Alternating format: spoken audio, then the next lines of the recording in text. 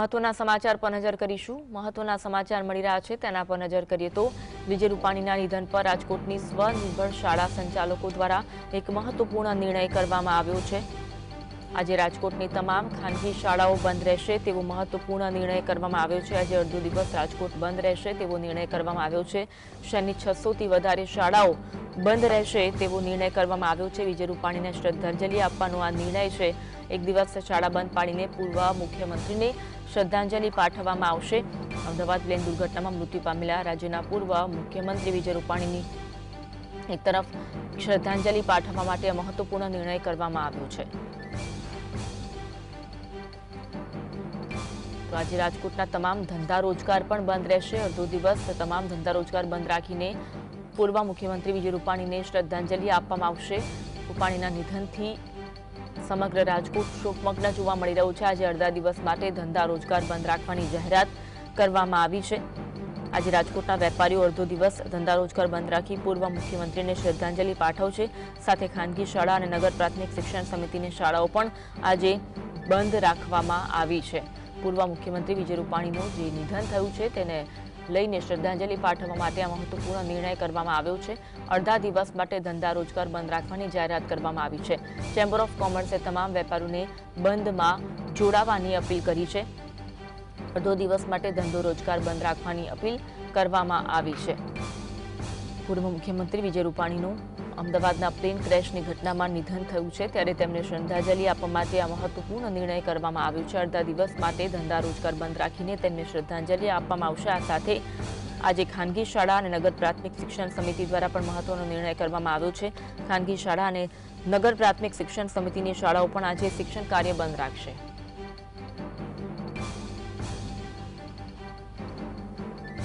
આજ અંગે વધુ વાત કરીશું। સહયોગી અનિલ અમારી સાથે લાઈવ જોડાયા છે।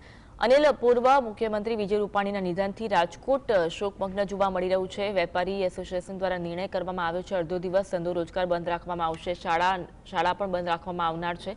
વિગત જણાવશો। જો શરૂઆત તમે અમદાવાદથી કરો તો આજે અમદાવાદમાં મોટી ઘટનાની વાત કરીએ તો જે કોંગ્રેસના જે રાષ્ટ્રીય અધ્યક્ષ છે મલ્લિકાર્જુન ખરગે એ અહીંયા આવવાના છે। કારણ કે હજુ સુધી જે આંકડો આવ્યો છે અન્વી એ 275ની આસપાસનો આંકડો આવ્યો છે અને હજુ પણ જે કાટમાળો દરમિયાન કે જે શોધી રહ્યા છે એની અંદરથી ડેડ બોડી મળી રહી છે। કાલે બી કેટલીક બોડી જો એવી રીતે મળી હતી કે જે પાણીની ટાંકી અંદર જે લોકો બચાવમાં કૂદ્યા હશે એ સમય દરમિયાન મળી હતી। બીજી મહત્વપૂર્ણ વાત કે લોકોના ડીએનએ ટેસ્ટ થઈ રહ્યા છે અને કહેવામાં આવ્યું છે કે લગભગ 8 એજન્સીઓ જે છે અત્યારે એ તપાસ કરી રહી છે। જેમાં મેઇન એજન્સી જે છે એ એવિએશન ઇન્ટેલિજન્સ એજન્સી જે છે એ કરી રહી છે। એનઆઈએ જે છે એ કરી રહી છે। એટીએસ એની અંદર જોડાઈ છે। એ સિવાય 70થી વધારે અલગ અલગ જે સહયોગી એજન્સીઓ છે એમાં બીએસએફથી માંડીને તમામ એ લોકો પણ જોડાયા છે। પણ મહત્વપૂર્ણ બાબત એ છે કે વિજય રૂપાણી, કારણ કે આમ તો એક વ્યક્તિ જેનો જીવ ગયો છે એ તમામ લોકો કિંમતી છે, એટલું જ છે જેટલું વિજય રૂપાણીનું છે। પણ એ ભાજપના સિનિયર નેતા અને પૂર્વ મુખ્યમંત્રી હતા ગુજરાતના અને સ્વાભાવિક છે એને લઈને ભાજપની અંદર તો આંતરિક શોક છે જ। કારણ કે એ સીધી પંજાબની વાત કરીએ તો પંજાબના પ્રભારી પણ હતા એ ત્યાં પણ શોક સભાની તમામ વસ્તુ થઈ હતી। પણ મહત્વપૂર્ણ બાબત રાજકોટને લઈને છે કારણ કે સ્વાભાવિક છે રાજકોટના હતા એ તમામ લોકોનું એક ઇન્ટરનલ ફિલિંગ છે એ એમની સાથે જોડાયેલું હોય। નાના મોટા કામ ક્યારેક તમામ લોકોના કર્યા હોય અને એવું કહેવાય છે કે તમામ લોકોને સાથે રાખીને ચાલવામાં વિશ્વાસ રાખતા હતા અને એટલા કારણે જ ઘણી વખત તો એ પોતાના લોકો માટે પાર્ટી સાથે પણ બગાવત કરી હોવાની વાત સામે આવી હતી, આંખો દેખાડી હતી એવી વાત સામે આવી હતી। એમના ઇશારે ઘણી વખત કહેવામાં આવે છે કે પાર્ટી લાઇનથી પણ વિરુદ્ધ જઈને તેમણે પોતાના લોકોને ત્યાં સમર્થન આપ્યું હતું। ઘણી વખત એવી ઘટનાઓ બની હતી। સ્થાનિક સંસ્થાઓ જે છે ત્યાં જે કહેવાય કે બિઝનેસ સંસ્થાઓ છે, સ્કૂલો છે, એનજીઓ છે, ધાર્મિક સંસ્થાઓ છે એ તમામને ક્યાંક ને ક્યાંક તેમને સીધી રીતે અથવા આડકતરી રીતે મદદ કરી હતી। તમામને મદદ કરવાની તેમની ભાવના હતી અને એ જ વાતને લઈને આજે તમામ લોકો જે ત્યાં શોકમગ્ન છે અને અડધો દિવસની કેટલીક જગ્યાએ તો આખો દિવસની બંધ પાડીને તેઓ એનું જે સમર્થન છે એ આપી રહ્યા છે। પણ મહત્વપૂર્ણ બાબત એ છે કે સમગ્ર ઘટનાની અંદર અન્વી કે હવે આ તમામ વસ્તુઓ થશે, ત્યાં શોકસભા પણ થઈ જશે, પણ શું આવે છે, કારણ કે બ્લેક બોક્સ હવે મળી ગયું છે, તપાસ તો ત્યાં જ જઈને અટકશે કે આખરી ઘટનામાં એવું તો શું થયું કે બંને જે એન્જિન છે તે સ્ટોક થઈ ગયા, બંધ થઈ ગયા અને અચાનક તમામ વસ્તુઓ થઈ. એજન્સીઓ પોતાની રીતે કામે લાગી ગઈ છે અને જે મેઇન કંપની છે બોઈંગ ડ્રીમલાઇનર જેને કહેવાય છે એ લોકો પણ પોતાની રીતે તપાસ કરશે કે કેમ આવી ઘટનાક્રમ થયું છે. કારણ કે માત્ર એક વ્યક્તિ એની અંદર જે વિશ્વાસ રમેશ છે એના સિવાય બીજા કોઈ આની અંદર બચ્યા નથી. એની અંદર તમે જો લોકલ લોકો જે છે એ લોકો કેવી રીતે ચપેટમાં આવે એમ કહેવાય રહ્યું છે કે જ્યારે આ બ્લાસ્ટ થયું ત્યારે 1000 ડિગ્રી સેલ્સિયસની આસપાસનું તાપમાન હતું. એટલે એનાથી તમને અંદાજ લગાવી શકો છો કે આપણે 45-47 ડિગ્રી સેલ્સિયસ થાય તો આપણને કેટલી ગરમી મહેસૂસ થાય અને 50 સુધી થાય તો આપણે કેવી રીતે શેકાતા હોઈએ છીએ. લોકો ડિહાઇડ્રેશનના શિકાર બની જતા હોય છે. એવા કન્ડિશનમાં તમે 1000 ડિગ્રી સેલ્સિયસમાં ત્યાં લોકોની કેવી પરિસ્થિતિ હશે. તમે ત્યાં જે મેસ છે એની સ્થિતિ તમે મકાનનું તમે જુઓ તો તમને ખબર પડે કે એ કેવી રીતે એને નુકસાન થયું છે. તો લોકોનું શું બિસાદ, માનવ શરીરનું શું બિસાદ હોઈ શકે છે. એટલા માટે અત્યારે પણ ત્યાં શોધખોળ ચાલુ છે. જે એવિએશન ડિપાર્ટમેન્ટ છે એ એક્સપર્ટને સાથે રાખીને એક કાટમાળ જે વિમાન બોઈંગ ડ્રીમલાઇનર છે એનું એક ભેગું કરી રહ્યું છે.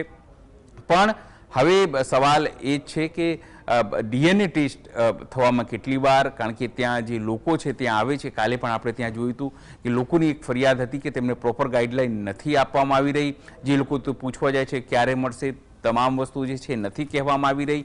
તમામ લોકો હજુ પણ એના પરિવારજનો છે જેમના ડીએનએ ટેસ્ટ કે જેમના બોડી લેવાની બાકી છે એ તમામ લોકો ત્યાં જ છે. 3 દિવસ તેમને કહેવામાં આવ્યું છે કે 3 દિવસમાં તમને આપવામાં આવ્યું છે. એમાંથી તમે સમજો કે 2 દિવસ હવે નીકળી ગયું છે.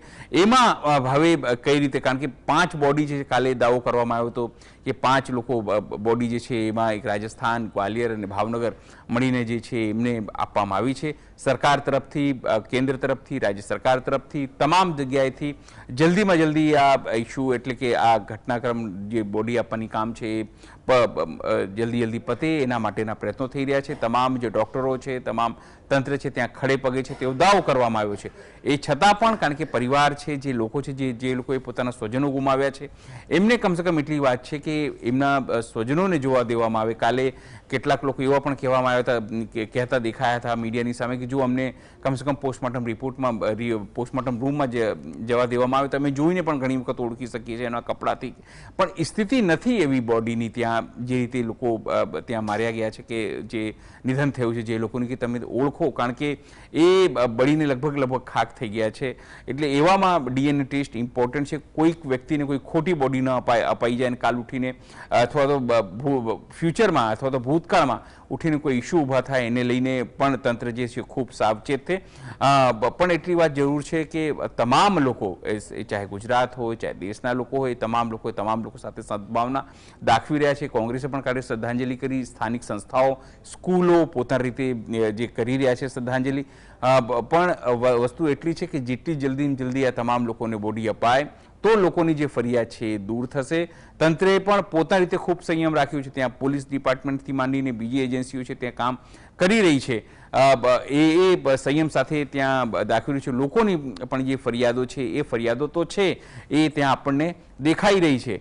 પણ એટલી વાત જરૂર છે કે હવે આજના દિવસ દરમિયાન જે રાજકોટની અંદર જે થવાનું છે તમામ લોકો બંધ રાખીને સદભાવના રાખવાના છે. મલ્લિકાર્જુન ખડગે છે એ અમદાવાદ આવવાના છે અને તમામ જે મુલાકાત છે એ કરવાના છે. એટલે તમામ વસ્તુઓ જે છે પોતાની રીતે ઓનગોઈંગ હવે થઈ રહી છે.